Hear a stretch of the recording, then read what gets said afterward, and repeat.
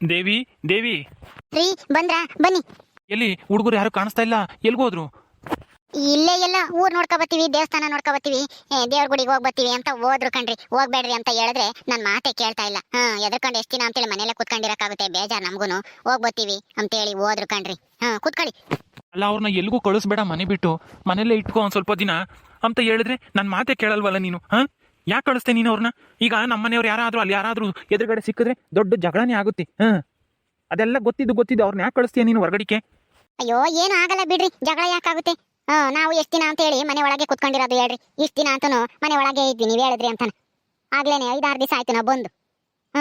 ಅವ್ರು ಎಷ್ಟ್ ದಿನ ಅಂತೇಳಿ ಹುಡುಗರು ಮೊದ್ಲೇನೆ ಏನ್ ಅವ್ರೇನ್ ವಯಸ್ಸಾಗಿರಾರ ಸುಮ್ಮನೆ ಕುತ್ಕೊಂಡಿರಕ್ಕೆ? ಹೋಗಿದಾರೆ, ಏನು ಆಗಲ್ಲ ಬಿಡ್ರಿ. ಊಟ ಮಾಡ್ತೀರಾ? ಊಟಕ್ಕೆ ಕೊಡ್ಲಾ? ಊಟ ಬೇಡ, ಏನು ಬೇಡ, ಒಂದ್ ಲೋಟ ನೀರಾದ್ರೂ ತಾಂಬರೋಗಿ ಹೋಗಿ. ಬಾಯೆಲ್ಲ ಒಣಗ್ತೈತಿ ನನಗೆ. ಅವ್ರು ಹೋಗಿ ಅಲ್ಲಿ ಯಾರ ಜೊತೆ ಜಗಳ ಆಡ್ತಾ ಇದಾರೋ ಏನೋ ಅಂತ ಹೇಳಿ. ಹೋಗು, ನೀರು ತಾಂಬರೋಗಿ ಒಂದ್ ಲೋಟ ಜಲ್ದಿ. ಆಯ್ತು, ತಗೊಂಬತ್ತೀನಿ, ಕೂತ್ಕೊಂಡಿರಿ. ತಗೊಳ್ಳಿ, ನೀರ್ ಕುಡೀರಿ.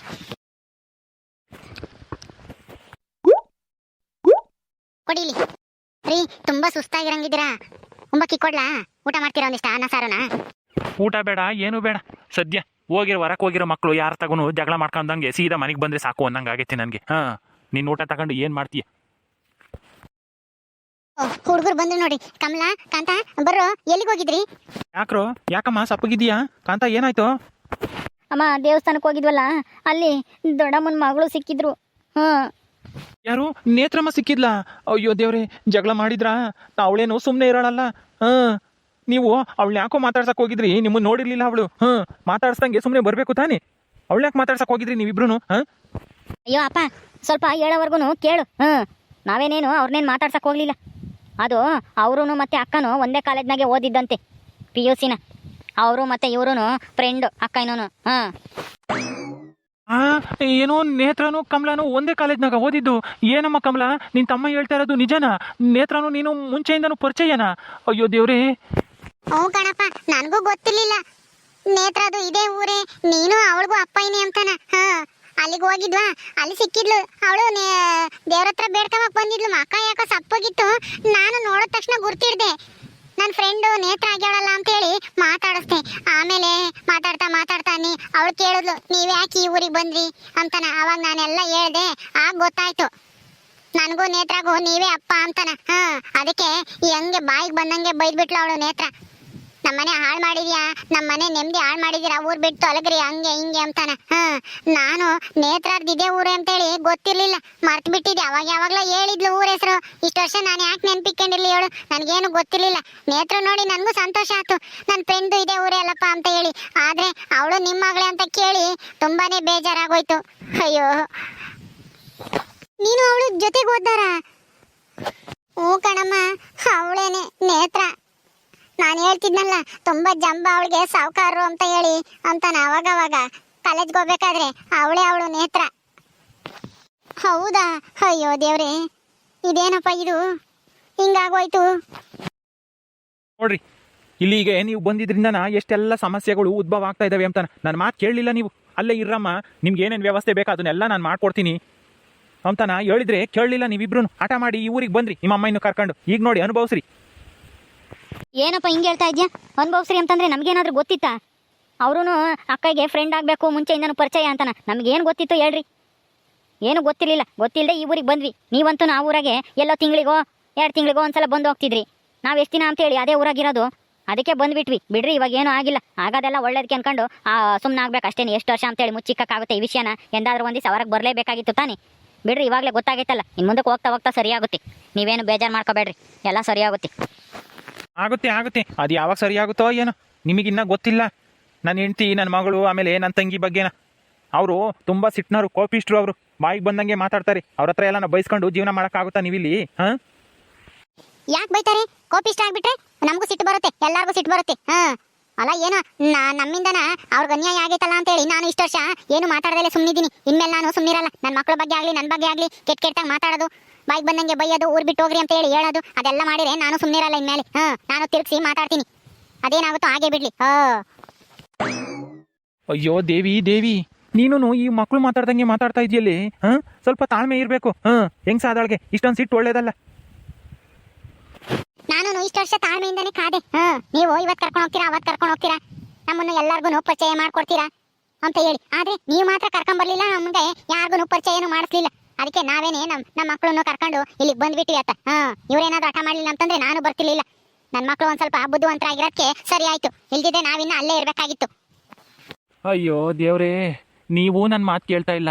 ಅಲ್ಲೂ ಮನೆಯಲ್ಲಂತೂ ನಾನು ಹೋದ್ರೆ ಸಾಕು, ಎಲ್ಲರೂ ಆಳ್ಗೊಂದನ್ನು ಮಾತಾಡ್ತಾರೆ, ನಾನೇನೂ ಮಾತಾಡೋಕ್ಕಾಗಲ್ಲ. ಅಯ್ಯಪ್ಪ, ನನ್ನ ಮಗ, ನನ್ನ ಹೆಂಡತಿ, ನನ್ನ ಮಗಳು, ನನ್ನ ತಂಗಿ, ನಮ್ಮ ಅಮ್ಮಯ್ಯ ಎಲ್ಲರೂ ಒಂದೊಂದು ಮಾತಾಡ್ತಾರೆ. ಯಾರು ಮಾತು ಅಂತ ನಾನು ಕೇಳೋಣ ಹೇಳು? ಇಲ್ಲಿಗೆ ಬಂದರೆ ನೀವೊಂದು ಮಾತಾಡ್ತೀರಾ, ಈ ಹುಡುಗರು ಒಂದು ಮಾತಾಡ್ತಾರೆ. ಅಯ್ಯೋ ದೇವ್ರೇ, ಇದೇನಪ್ಪ ಇದು? ಒಳ್ಳೆ ಇಕ್ಕಟ್ಟಿಗೆ ಪರಿಸ್ಥಿತಿ ಬಂದ್ಬಿಡ್ತು ನನಗೆ. ಇಷ್ಟು ವರ್ಷ ಹೆಂಗೋ ನೆಮ್ಮದಿಯಾಗಿದ್ದೆ ಅಲ್ಲಿದ್ದಾಗ. ನೀವೆಲ್ಲಿಗೆ ಬಂದು ನನ್ನ ನೆಮ್ಮದಿನೂ ಹಾಳು ಮಾಡಿಬಿಟ್ರಿ ನೀವು. ಈಗ ಹಿಂಗೆ ಯೋಚನೆ ಮಾಡೋ ಬದಲು ಅವಾಗ ನಮ್ಮ ಅಮ್ಮನ ಮದ್ವೆ ಆದ್ರಲ್ಲ, ಆವಾಗಲೇ ನಿಮಗೆ ಬುದ್ಧಿ ಇರಬೇಕಾಗಿತ್ತು.